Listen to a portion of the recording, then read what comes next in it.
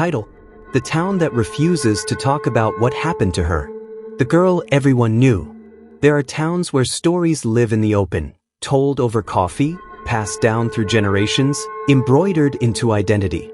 And then there are towns like Rosewood, a place where a single story is locked away, never spoken aloud, only whispered in the hearts of those who lived through it. A place where even the breeze seems to carry caution. It is here that the memory of Emily Hart lingers, like a silent shadow. Emily was 17 the summer she vanished. She wasn't the type of girl with secrets or double lives. She was ordinary in the most beautiful way. Soft-spoken, thoughtful, always the one to help carry groceries for an elderly neighbor or stay after school to help the art teacher wash paintbrushes. She worked weekends at the cafe on Main Street, always smiling gently as she handed steaming cups of coffee to early risers. People loved her, not because she demanded attention, but because she never tried to. Her happiest place was the outskirts of town, near the quiet reservoir where the late afternoon sun turned the water sky blue. Emily loved photography. Her camera was old, secondhand, missing its lens cap, but she treated it like treasure. She said pictures were proof the world was still beautiful, even when it didn't feel like it. That was just like her, always searching for beauty in places others overlooked. On the afternoon, everything changed. The town was alive with the warmth of summer. The annual festival was approaching, banners were being hung, and the smell of grilled corn lingered in the air. Emily told her mother she was going out to take pictures, just for an hour, she had said. She never came home. At first, no one panicked. Rosewood was small, safe in the way small towns liked to believe they were. People saw her walk along Maple Road, camera strap over her shoulder, her blue dress fluttering lightly in the breeze. She waved to Mrs. Lowell tending her garden. She smiled at two children skipping stones near the bridge. Everything ordinary. Everything normal. But evening came and then darkness. Calls were made. Neighbors searched. At the reservoir, flashlights cut through the tall reeds and rippling water. The sky felt heavier than usual, as if the town already knew something had been taken from it. But no signs of Emily were found. No footprints. No dropped belongings. Not even the camera she cherished. Over the next days, weeks, and months, Rosewood changed. Some people tried to keep her memory alive. Flyers taped to lampposts, search groups, local church gatherings. Others avoided the subject entirely, fearing the pain of acknowledging loss that had no explanation. Silence became easier than questions that led nowhere. And slowly, silence won. The cafe where Emily worked closed its doors, its windows still dusty, menu fading in the sunlight. The school art room now locked, supplies left untouched. Even the reservoir road became a place no one walked. Families drove with windows rolled up and eyes straight ahead, pretending the quiet water held nothing at all. The town did not hold a memorial. No candles. No gathering. Because to speak of Emily meant admitting something impossible. That a girl so full of life could simply vanish. Emily's mother, Caroline, was the only one who never surrendered to silence. Every morning she sat on the porch with Emily's old camera in her lap. She never took pictures with it. She simply held it as though warmth still lingered from her daughter's touch. And every night, when the sky turned deep blue, she left the porch light on. A beacon. A promise. A hope that Emily might still find her way home. Years passed, seasons shifted, and Rosewood continued, quiet, unchanged, almost frozen in time. Outsiders who visited noticed something strange but could never quite name it. A tension beneath the surface. A nervous stillness. A story unspoken. Because in Rosewood, one rule remained. No one talks about Emily Hart, but some shadows refuse to stay buried. And the truth, no matter how deeply hidden, always finds the cracks. The outsider who asked too many questions. 5 years passed before anyone dared to disturb the quiet that Rosewood had settled into. It wasn't that people forgot Emily Hart. No one ever forgot, but the town learned to live around her name, like stepping around a crack in the pavement. Then came Jordan Hale. Jordan arrived in Rosewood on a clear autumn afternoon, the kind where the trees burned gold and amber under the blue sky. He drove an old sedan packed with notebooks, a camera, and stacks of newspaper clippings.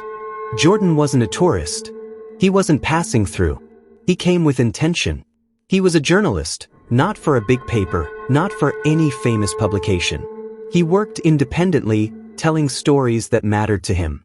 Stories that others had stopped telling. Stories like Emily Hart's. He had first found Emily's case while researching unsolved disappearances in small towns. But something about her story unsettled him, how complete the silence was. No interviews. No speculation. No updates. It was like the world had collectively agreed not to touch the memory of her. Which made him want to understand why. The moment Jordan stepped into Rosewood, he felt the weight of it. The town looked normal enough. Quaint porches, mom-and-pop stores, neat lawns, but there was an absence. Not something seen but felt. A hush in the way people walked. A caution in the way they spoke. Jordan checked into the small inn near Main Street. The owner, a tired-looking man with silver hair, slid the key across the counter and avoided eye contact. "You're not from around here," the man said, more statement than question. "No. Just visiting," Jordan replied warmly. "Beautiful place." The man nodded stiffly. "People keep to themselves around here. You should too." Jordan smiled politely, but the message was clear. This was a town still guarding its wounds. The next morning, Jordan began where Emily had always begun, the cafe on Main Street, now closed. Its sign hung crooked, windows clouded with dust. He tried the door even though he knew it wouldn't open. That's when he heard her voice. "You looking for someone?"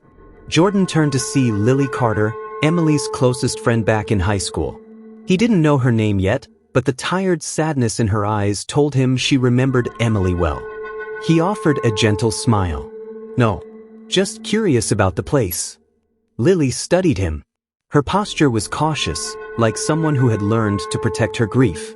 That cafe's been closed since Emily. She didn't have to say more. The name hung there between them. Fragile, delicate, like glass that could shatter if touched too hard. Jordan nodded slowly. "I've heard about her. I'm researching her story." Lily's expression changed. Not anger, not fear, but something like resignation. "You won't get far," she said quietly. "People here don't talk about it." "Why not?" Her gaze lifted to the horizon, toward the Reservoir Road. Some things hurt more when spoken.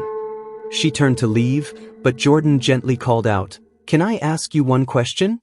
Lily paused. "Were you close to her?" The answer came not in words, but in the tremor of her breath. "We were supposed to go to art school together," she whispered. "She was the brave one. I was the one afraid to leave. And then she..." Her voice faded. Jordan didn't push. He simply said, "I'm sorry." Lily nodded and walked away, but something small had shifted. A tiny crack in the silence. That evening, Jordan drove the Reservoir Road. The sun was setting, painting the water in shades of deep blue. The scene was breathtaking, peaceful, but there was an unsettling stillness to it, as though the place remembered too. He parked and walked along the shore. The tall grasses swayed lightly, and the water rippled quietly. Then he noticed something, an old wooden post, faded and weather-worn, sticking up from the ground like a grave marker. There was no name, no dates, just a single carved shape, a camera. Jordan exhaled slowly. This was not a place people had forgotten. This was a place people were avoiding. And he was the first in years to walk here. The wind whispered across the water. And before Jordan turned to leave, he felt it, not a sound, not a voice, but a presence. As though someone had once stood here. As though someone was still watching. The reason they stay silent. Jordan returned to his room that night with the memory of the carved camera etched deeply into his thoughts. It meant something. Something about Emily's love for taking photos. Something about where she last used her camera. The town may not have built a memorial, but someone had marked that place deliberately, quietly. As he reviewed his notes, there came a soft knock at his door. 3 slow taps. Jordan opened it. Lily stood there, her arms wrapped around herself, jacket pulled tight though the night wasn't cold. Her eyes looked tired, fearful, but determined. "Can I come in?" she asked. Jordan nodded and stepped aside. She sat on the edge of the bed while he pulled up a chair. For a long time, neither spoke. Rosewood's silence had a way of filling every room. Finally, Lily began. "Emily didn't just disappear," she said quietly. "She was recording something. Photographing something. Something that wasn't supposed to be seen." Jordan listened without interrupting. Lily stared at the floor. "We used to sneak out and take pictures late at night. Street lights, abandoned barns, just trying to feel like something big could happen here. But one night she told me she found something strange near the reservoir." Jordan's heart beat faster. What did she find? Lily swallowed hard. "A house." Jordan frowned. "There are no houses near the reservoir. I drove the entire shoreline today." "I know," Lily said, "because it isn't always there." Jordan waited, letting the words settle. "It's like it only appears at night," she continued. "No one believes that, obviously. But Emily saw it. She took pictures of it. She said it looked new, like someone had just built it, but the boards were old, the windows covered, like it was waiting. She thought it was abandoned. She thought it was artistic." Lily laughed weakly. She always thought everything had meaning. Jordan leaned forward. "You're saying Emily disappeared because of a house that only shows up at night?" Lily's voice was barely above a whisper. "I'm saying she went inside." The room fell silent. Jordan exhaled slowly. "Do you know where she kept her photos?" Lily shook her head. "The police searched her room, her computer, everything. They never found them." Jordan thought of the wooden post, the carved camera. Someone had wanted the memory preserved, but not explained. That night, Jordan drove to the reservoir again, but this time, he waited. The sky dropped into deep blue, then a darker blue, the kind where shapes lose their edges. The moonlight skimmed the water in silver streaks. He stood near the carved marker. Nothing. No house. No structure. Just water and wind and quiet. He almost laughed at himself, tired, obsessed, seeing patterns where none existed. He turned to leave. Then he saw it. A faint outline at first, like a shadow learning how to be solid. Then boards. A roof. A door. A house, exactly where the shoreline met the treeline. Its paint was the same faded blue as the reservoir sky. So pale it could vanish if you blinked too long. The house was silent. Not abandoned. But waiting. Jordan did not approach. Every instinct in his body told him not to. Instead, he lifted his camera and snapped one photo. And the house's window lights flickered on. Not bright. Not warm. Just enough to show someone was inside. Watching him. Jordan lowered the camera. His breath held. He did not move. He did not speak. Slowly, the lights went out again. Jordan stepped back. Then back again.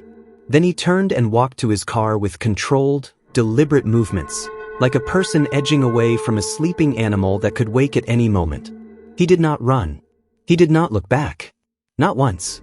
The next morning, Jordan left Rosewood. He didn't stop for coffee. He didn't say goodbye to Lily. He didn't drive past the reservoir. He drove until the town disappeared in his rearview mirror, and only then did he allow himself to breathe. He never published the story. His files, his photos, his notes, locked away. Not out of fear, but because some silences are not empty. Some silences are warnings. And some disappearances are not accidents. Rosewood still refuses to speak about what happened to Emily Hart. And now, so does he. If you thought this story was terrifying, wait until you hear what happened in the next one. Subscribe before it drops.